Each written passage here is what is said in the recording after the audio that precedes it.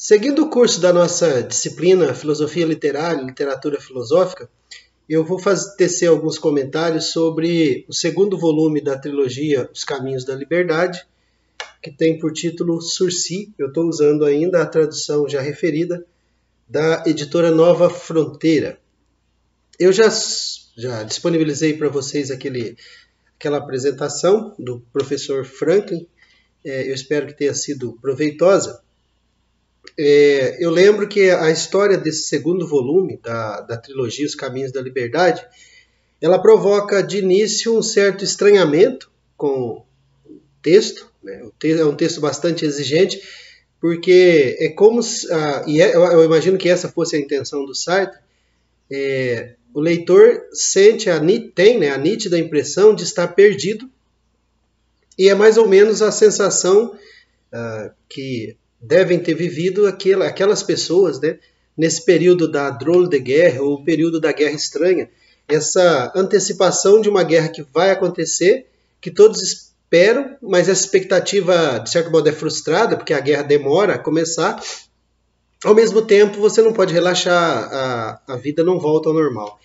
E é interessante o interstício de tempo, né? São apenas 8 dias, começa numa sexta-feira, dia 23, e se encerra numa sexta-feira também, dia 30, 8 dias seguidos.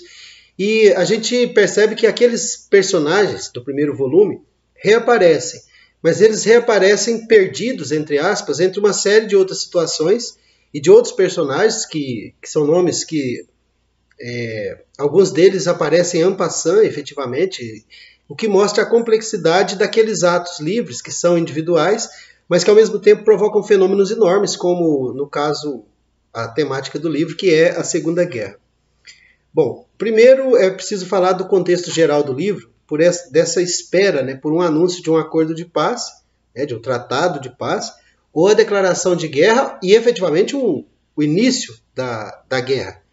A guerra é uma espécie de monstro que está à espreita. Daí a referência ao título Sursi, que é essa possibilidade de estar condenado ou de uma condenação que paira sobre a cabeça de todos. No caso, o que paira como condenação, no caso do romance, é a própria guerra. Ela paira sobre a cabeça de todos e vai interferir na vida de todos.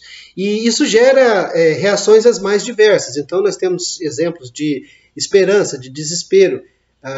As partes da guerra que a gente não considera, a gente pensa sempre como algo grandioso, mas às vezes não é tão grandioso assim. As pessoas despedindo dos seus entes queridos para ir para a guerra, a chance de de não voltar era enorme, né? Eles já tinham a experiência da Primeira Guerra.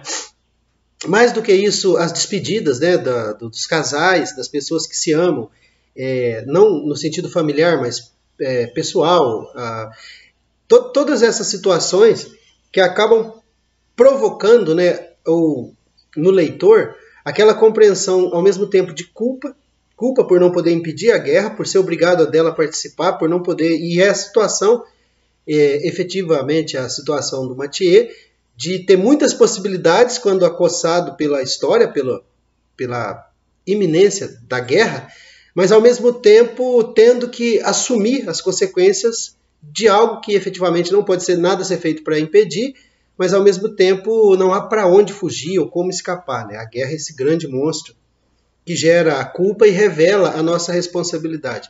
Responsabilidade por lutar e morrer, ou responsabilidade por se submeter, responsabilidade por fugir.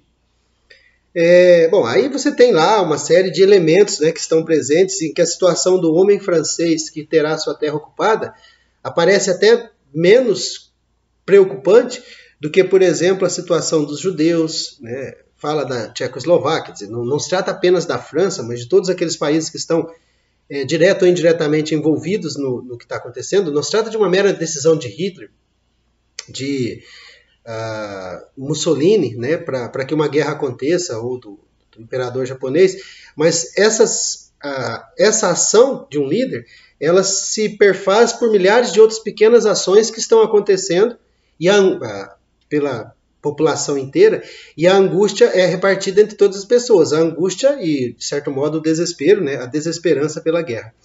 Isso coloca também cada uma numa situação limite, que é a iminência da guerra, que nos coloca, que a gente pode pensar a questão também em termos de medo e coragem. Nós somos coagidos a tomar uma postura corajosa de arrostar o perigo à face ou fugir. Então todos, de certo modo, estão sendo tirados da sua posição de conforto pela presença da guerra. De fato, o que Sartre traz é o peso das decisões históricas para a vida particular. Porque a guerra não pode acontecer sem o engajamento de milhões de pessoas que provocam e se defendem dessa agressão, né? Você tem uma agressão, você tem uma defesa. Quer dizer, a França, eles tinham declarado guerra verbalmente, mas em papéis, e depois ela acontece de fato com a Blitzkrieg, com a invasão da França, né, na Guerra da França pela Alemanha em 1940. Mas a expectativa da guerra, lembre-se, não sei mas a expectativa da tortura, né? Quando nós passamos ali pelo muro, a gente percebe que não se trata da tortura, mas da própria morte. Mas Sartre tem um outro texto em que ele fala, por exemplo, do Brossolet, de personagens que estão diante do próprio fim, mas previamente, antes da morte, eles serão submetidos à tortura. Essa expectativa pela tortura acaba sendo a expectativa pela guerra. No caso, a tortura vai machucar uma pessoa individualmente, que terá que ser forte para resistir, ou terá que ceder à dor e entregar aos seus companheiros os planos dos revolucionários, algo desse tipo. E a mesma coisa se aplica ao cidadão, ao homem, à mulher comum, entre aspas, que está num país que está em vias de ser invadido ou que irá fazer parte. Então as escolhas históricas, o peso dessas escolhas históricas aparecem ali. Quer dizer, se a maioria dos soldados decidissem desertar não teria como haver uma guerra. Se a maioria dos soldados se recusassem a lutar e se recusassem a pegar em armas, a guerra não aconteceria. Então vejo que é uma série de elementos. É claro que não se trata meramente eu não vou lutar, porque essa deserção significa condenação sumária, pode significar, ou geralmente significa, por exemplo. Mas a escolha e a responsabilidade pelo ato, né, ela está sempre presente. E isso é o pano de fundo, né, que é o momento em que a história bate a porta. Não se trata mais daquela bonança enganosa, não se trata mais de pensar apenas a minha questão individual. Eu tenho uma namorada e a minha namorada está grávida. Agora se trata de viver essa situação, mas situado no mundo ou em vias de iniciar uma guerra. Bom, alguns elementos dessa primeira parte, que é a maior e a que provoca mais essa sensação de que nós estamos perdidos, né? Considerando a história e o curso da história, página 39 de Sursi, aquela expectativa da guerra. Tem vários momentos, eu escolhi um dos momentos apenas para mostrar. A página 39, conforme eu disse. Diz não com a cabeça, não tem medo. Seu ar é grave como quando escrevo no quadro negro e ela acompanha meu braço com os olhos entreabrindo a boca. Esforça-se. Já compreendeu as árvores e a água e os bichos que andam sozinhos e as pessoas e então as letras do alfabeto. Agora mais isto, o silêncio dos adultos e esses pés arrastando na rua. É isso que é preciso compreender, porque somos um país pequeno. Eles virão, seus tanques passarão através de nossos campos, eles atirarão contra nossos homens. Porque somos um país pequeno. Meu Deus, fazei com que os franceses corram em nosso auxílio, impede-os de nos abandonar. Ou seja, fora da França, a expectativa da guerra, ela provoca essa visão de um futuro aterrador. Tem vários momentos em que isso aparece na boca de vários personagens. Aqui no caso, Marica, né, com 2K. Marica treme nos meus braços, pergunto-lhe, está com medo? E aí tem essa resposta.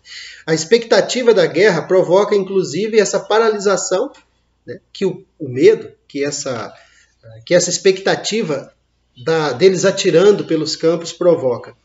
Bom, nesse mesmo sentido, na página 48, tem um pensamento lá no início da página. Se houvesse guerra, ela seria viúva. Viúva com a criança e 600 mil francos líquidos. Nem tudo é ruim.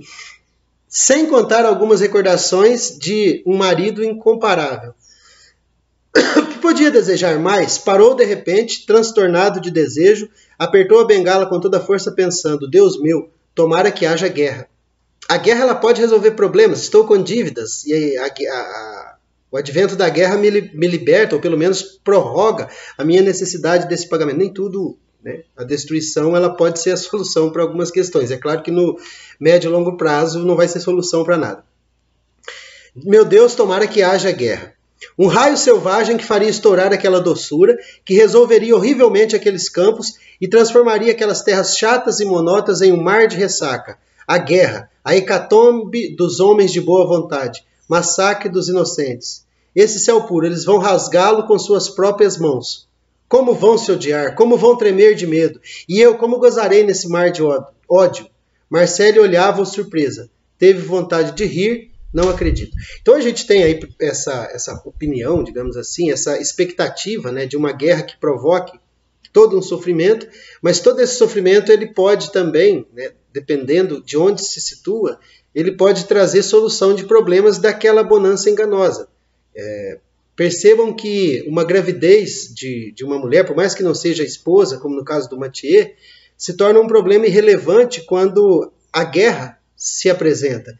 Na mesma página, por toda parte, homens se juntam em torno de sopeiras fumegantes, partem o pão, enchem de vinho seus copos, limpam suas facas e seus gostos cotidianos. Fazem a paz, tecida com todos esses futuros, impregnada da obstinação hesitante da natureza. Ela é o eterno retorno do sol, a imobilidade arrepiante dos prados, o sentido do trabalho dos homens. Não há um só gesto que não a chame, que não a realize, mesmo esse andar saltitante e pesado de Marcele a meu lado, mesmo a pressão de meus dedos no seu braço. Uma chuva de pedras pela janela. Fora daqui, fora daqui. Percebam que a existência ela acaba sendo matizada pela guerra e por essa expectativa da guerra. É como se houvesse uma espécie de poluição, de contaminação do futuro pela possibilidade, pela iminência, não se trata de mera possibilidade, a drôle de guerra é uma guerra que está em curso, mas que ainda não se efetivou, e nenhuma situação melhor para a gente perceber que nós somos o futuro já, ao modo de não sê-lo ainda.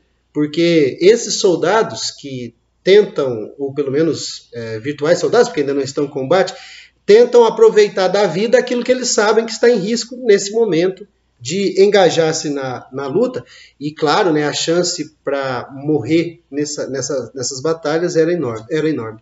Uma outra fala do Mathieu, essa da página 57, reafirma, mais uma vez, esse contexto de uma expectativa de algo do qual nós somos incapazes de escapar. Mathieu levantou-se, e ao início da página 57, estava seco, limpou o maiô com a mão. Como vai ser chata essa guerra, pensou. E depois da guerra? Seria ainda um outro mar? Mar de vencidos? De vencedores?